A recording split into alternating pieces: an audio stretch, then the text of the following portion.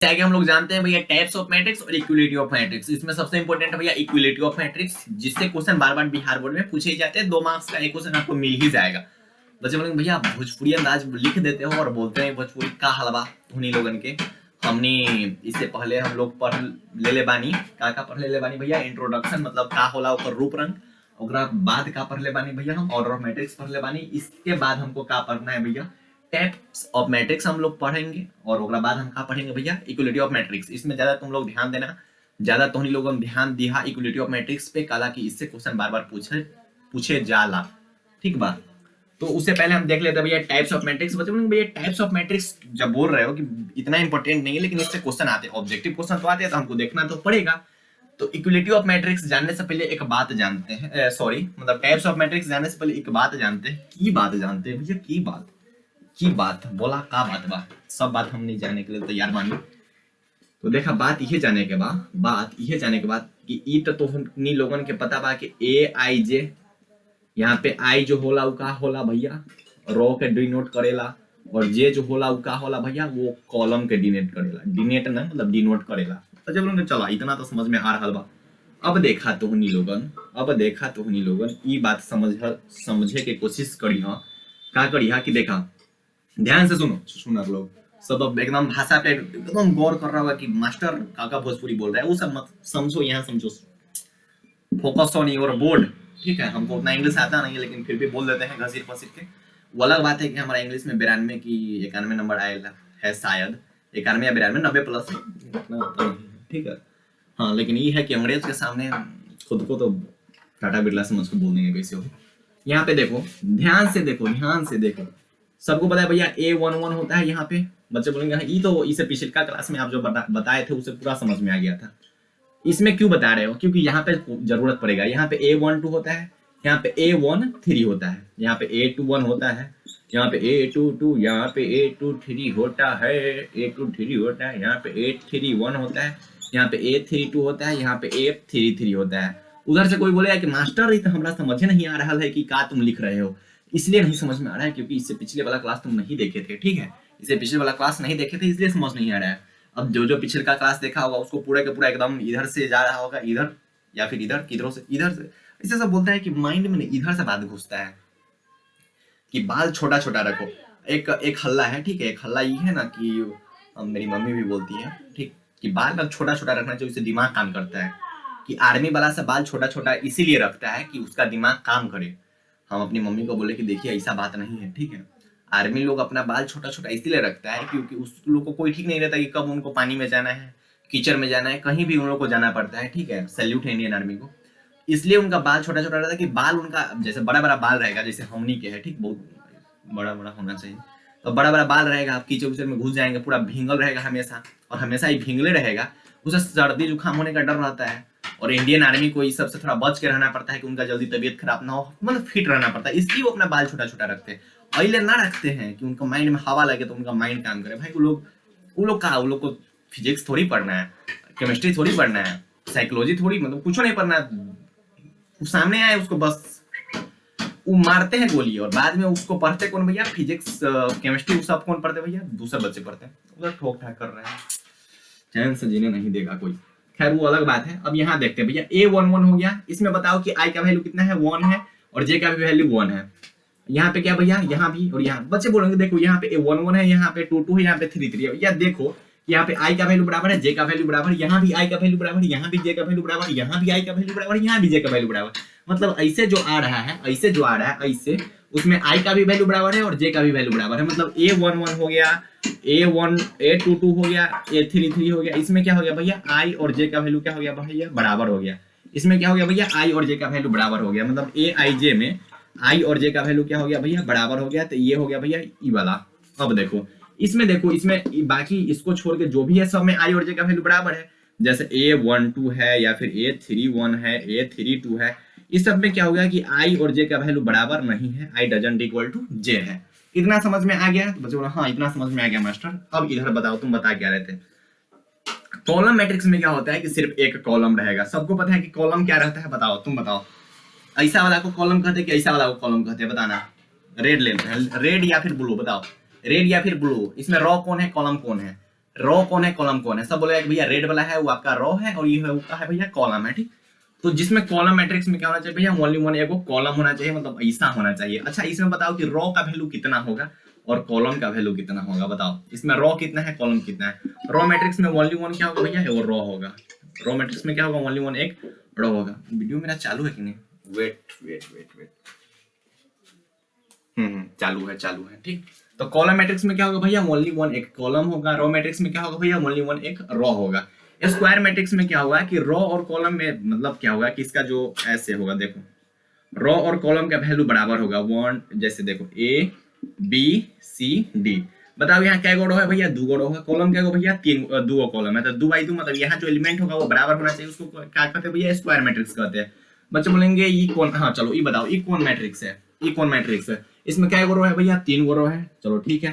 Column क्या भैया, तीन कॉलम है, तो ये भी एक स्क्वायर मैट्रिक्स है। जहां पे रो और कॉलम का वैल्यू बराबर होगा उसको स्क्वायर मैट्रिक्स कहते हैं। इसको ये भी कह सकते हैं कि जहां पे यहाँ m और n बराबर होगा उसको स्क्वायर मैट्रिक्स कहते हैं। जहां पे m और n बराबर होगा उसको स्क्वायर मैट्रिक्स कहते हैं, मतलब दोनों बराबर होना चाहिए, उसको स्क्वायर मैट्रिक्स कहते हैं।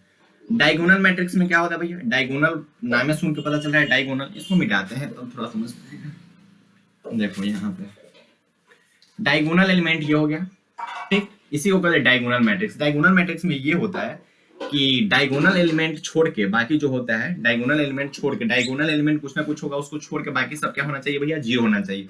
यहाँ भी जीरो होगा, यहाँ भी जीरो होगा, यहाँ भी जीरो होगा, यहाँ नहीं जीरो होगा भाई, यहाँ कैसे जीरो हो जाएगा, यहाँ पे कुछ एलिमेंट होगा, यहाँ जीरो, पहले ई लिख लेते हैं उसके बाद कुछ लिखेंगे। ये हो गया, ये हो गया, ये।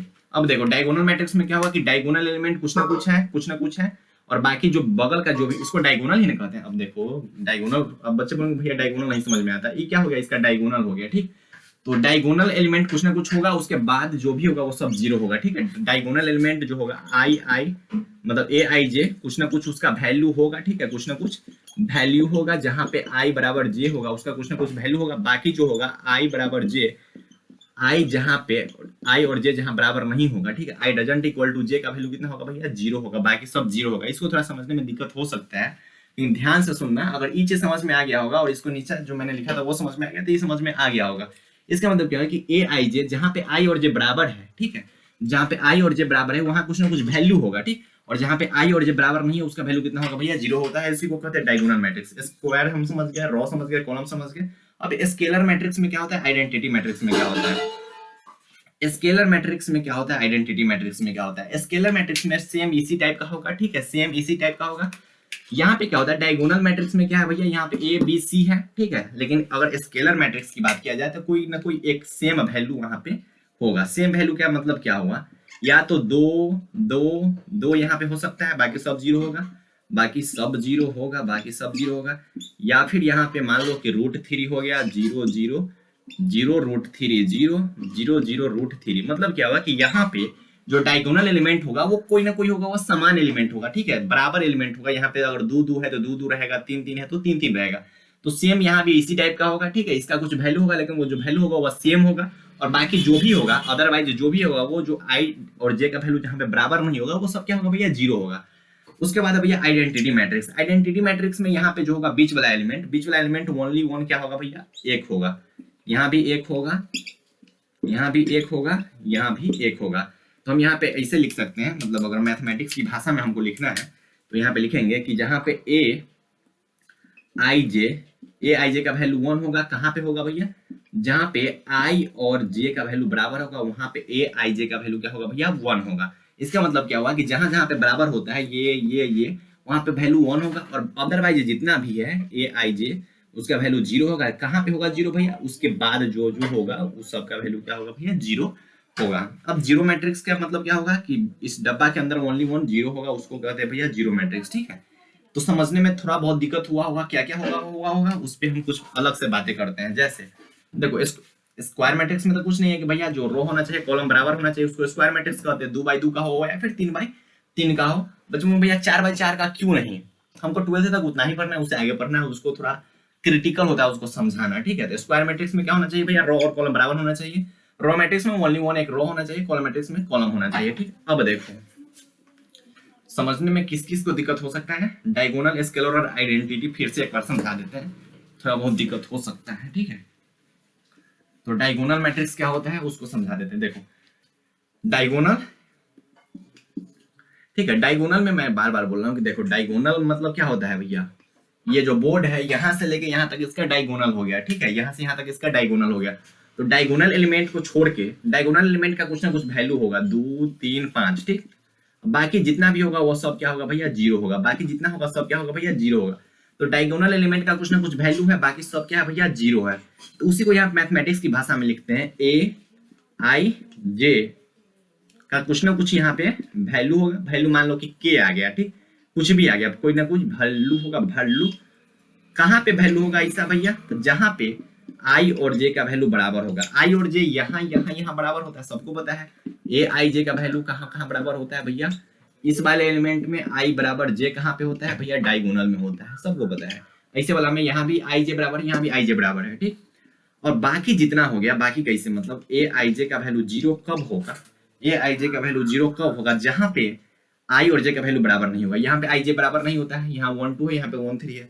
तो इसका वैल्यू कब जीरो होता है, जहां पे आई डजंट इक्वल टू जे होता है, ठीक। इतना समझ में आ गया। बच्चों बोलेंगे चलो ठीक है, स्केलर का मतलब क्या हुआ, स्केलर में सेम ऐसा ही है, मतलब यहाँ पे जो एलिमेंट होगा, यहाँ पर अगर 2 है तो 2 2 2 रहेगा, अगर 3 है तो 3 3 3 रहेगा, अगर 5 है तो 5 5 5 रहेगा, मतलब सब कुछ सेम रहेगा। आइडेंटिटी में भी सेम वही है कि यहाँ पे 1 1 1 सिर्फ 1 रहेगा, डायगोनल एलिमेंट ओनली 1 एक होगा, उसको क्या कहते हैं भैया, हम इसके आइडेंटिटी मैट्रिक्स करते हैं, ठीक। इतना तक समझ में आ गया टाइप्स ऑफ मैट्रिक्स। इसमें उतना ऑब्जेक्टिव बात है इसलिए थोड़ा बता दिया हूँ, खैर उतना ये इंपॉर्टेंट है भी नहीं। तो हम लोग क्या क्या पढ़ लिए भैया, इंट्रोडक्शन हम लोग पढ़ लिए, ऑर्डर ऑफ मैट्रिक्स पढ़ लिए, टाइप्स ऑफ मैट्रिक्स पढ़ लिए। अब इक्वलिटी पे आते हैं। इक्वलिटी में कुछ है नहीं, बहुत इजी है, बहुत इजी बोले तो बहुत हल्का है, इसमें कुछ नहीं। इक्वलिटी ऑफ मैट्रिक्स कुछ है ही नहीं, इसमें कोई मैथमेटिक्स ही नहीं है।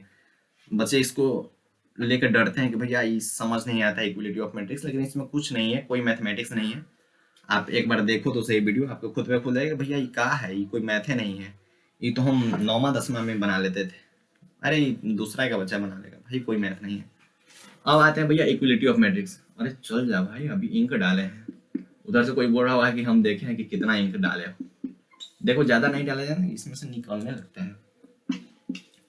इक्वलिटी ऑफ मैट्रिक्स मतलब देखने से नहीं लगता है कि इक्वल होना चाहिए, इक्वलिटी मतलब इक्वल होना चाहिए। अब बच्चों में का इक्वल होना चाहिए, का इक्वल होना चाहिए। देखो अगर इधर कोई मैट्रिक्स है, ये क्या है, मैट्रिक्स है ना, है, और इधर भी अगर कोई मैट्रिक्स है, अगर इक्वलिटी ऑफ मैट्रिक्स को अगर फॉलो कर रहा है तो जो एलिमेंट यहाँ होगा वही एलिमेंट यहाँ होगा। क्या होगा, देखो अगर यहाँ पे 1 है तो यहाँ भी 1 होगा, यहाँ पे 2 है तो यहाँ भी 2 होगा, यहाँ पे अगर 3 है तो यहाँ पर भी 3 होगा, यहाँ पर अगर 4 है तो यहाँ पर भी 4 होगा। उसी को कहते हैं भैया इक्वलिटी ऑफ मैट्रिक्स। मतलब इसका जो होना चाहिए, मतलब इसका जो होना चाहिए वो इनका जो होना चाहिए, इनकी इधर होगी, इसकी वाली इधर होगी, इसकी वाली इधर होगी, और इसकी वाली इधर होगी। मतलब सबका अपना अपना है जो कि अपोजिट साइड में होगा और दोनों का बराबर है, ठीक है। यहाँ से समझ में आ गया होगा। उसी टाइप के यहाँ पे क्वेश्चन पूछे जाते हैं। क्या क्या क्वेश्चन पूछे जाएंगे वो देखो।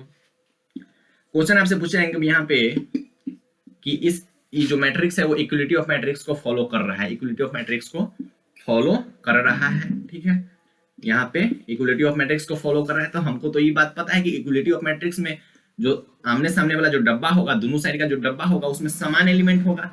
यहाँ पे अगर 2 है तो यहाँ पे भी 2 होगा, यहाँ पे अगर 0 है तो यहाँ पर भी 0 होगा। बच्चों ने यहाँ पे x है तो यहाँ भी x होगा, तो हाँ x होगा। लेकिन मान लो कि ये क्वेश्चन है, क्वेश्चन में यहाँ पे दे दिया हुआ है 4, यहाँ पे दे दिया हुआ है 5, ये टाइप का आपको क्वेश्चन मिलेगा, क्वेश्चन आपको मिलेगा। ये क्या है भैया, क्वेश्चन है, ये क्या है भैया, क्वेश्चन है। और क्वेश्चन जब दिया गया है तो आपसे पूछेगा यहाँ पे x का वैल्यू कितना होगा, और बताओ मास्टर y का वैल्यू कितना होगा। तो तुम क्या बोलोगे, तुम यही ना बोलोगे भैया जो इक्वलिटी ऑफ मैट्रिक्स होता है हम अपनी वाली को खोजेंगे। तो एक वो बोलेगा कि देखो हमर तो मिल गई, तो हमारा काम खत्म। दूसरा क्या बोलेगा, हम अपनी वाली को खोजेंगे, तो ये खोजेगा हम अपनी वाली को, तो ये बोलेगा कि हमारी वाली इधर है। तो एक्स बोलेगा कि हमारी वाली जो है ना चौथा में है, चौथा स्थान में है। कोई बोलेगा ना हमारे चौथा क्लास में है, छुछुनर चौथे क्लास में है अभी रे, छोड़ो वो सब। ये बोलेगा कि हमारे वाली इधर है तो ये 0 को खोज लिया, ये बोलेगा कि हमारे वाली इधर है तो ये 5 को खोज लिया। तो y का वैल्यू कितना हो गया भैया, 5 हो गया।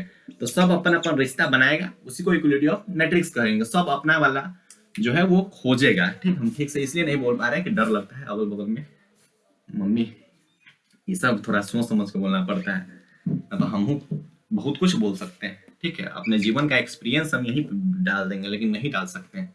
क्यों, क्योंकि डर लगता है, डर लगता है।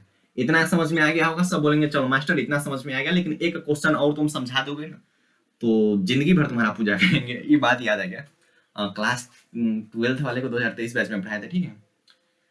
तो उस बैच में क्वेश्चन बहुत गेस कराया गया था, तो क्वेश्चन गेस कराया गया था तो उसमें से कमेंट ऐसे ऐसे कमेंट आ रहे थे कि अगर हम पास हो गए ना तो जिंदगी भर आपका पूजा करेंगे। ये टाइप का कमेंट आया था, बड़ा हमको हंसी लगा। वाह वाह बेटे, ओ बेटे मौज कर दी।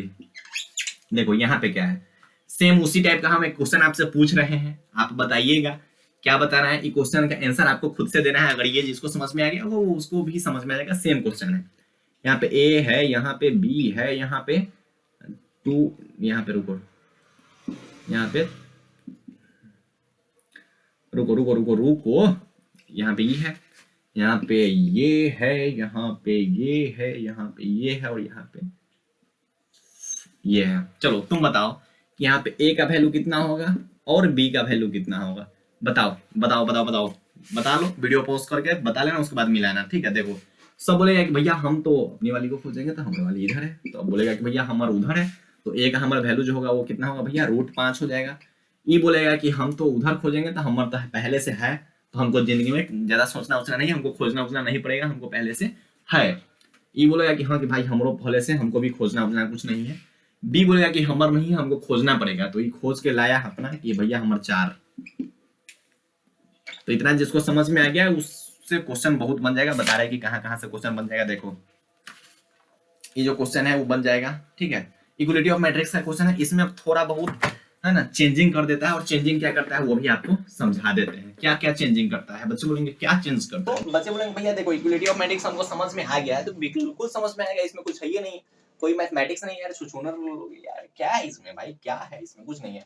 इक्वलिटी ऑफ मैट्रिक्स में कुछ नहीं करना है, तुम अपनी वाली को खोजोगे तो तुम बोलोगे कि हमारी वाली इधर है, तो हम लिखेंगे भैया कि x + y जो है हमारा वो कितना है भैया 6 है। ये बोलेगा कि हम अपनी वाली पहले इसको, ये बोलेगा हमारी इधर है, तो ये बोलेगा 2 = 2, तो इसको लिखेंगे नहीं। ये बोलेगा कि हम अपनी वाली को खोजेंगे, तो ये बोलेगा कि भैया 5 + z बराबर क्या है भैया 5। ये अपनी वाली को इधर ना खोजेगा रे, ये अपनी वाली को इधर खोजेगा, तो ये बोलेगा भैया x × y बराबर कितना है भैया 8 है। अब देखो 3 इक्वेशन 3 वेरिएबल, बच्चे बोलेंगे ये क्या बोल रहे हो थोड़ा ठीक से, अरे 3 गो समीकरण, 3 गो x y z मिला के 3 गो हुआ। अब यहाँ से तुम y बराबर लिख लोगे क्या भैया 8/x। अब यहाँ से y का वैल्यू तुम यहाँ डालोगे, तो इसमें y का वैल्यू डालोगे तो यहाँ से तुम्हारा x का वैल्यू कुछ ना कुछ आएगा, यहाँ से y का वैल्यू, अब फिर x का वैल्यू जो आएगा वो यहाँ डाल दोगे तो यहाँ से y का कुछ ना कुछ वैल्यू आएगा।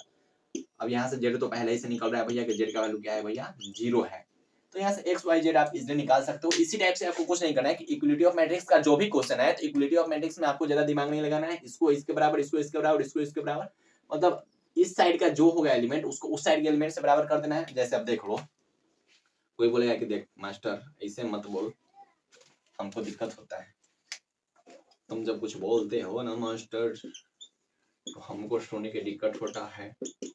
यहाँ पे लिख दिया गया है a b 0, यहाँ 2 3 0। अब बोलेगा भैया a का वैल्यू कितना है, तो 2 है, b का वैल्यू कितना है भैया 3 है। बच्चे बोलेंगे c का वैल्यू सीधा इसमें ही है, मतलब कुछ हो रहा है तो इसको इसके बराबर, इसको इसके बराबर, इसका मतलब जो एलिमेंट इस साइड है उसी एलिमेंट को उस साइड भी कर देना है। अब कोई बोलेगा कि भैया चलो ठीक है इतना तो समझ में आएगा, एक और बता देते तो जिंदगी में बल्ले बल्ले हो जाता। हम बोले कहला नहीं भाई, आओ इधर आओ, क्या बताना है। देखो 2 3 x 4 4 है, 4 नहीं लिखेंगे, मान लो 5 y और z इस टाइप का लिखा गया हुआ है, और इधर कोई दे दिया हुआ भैया 2 3 0 5 6 7।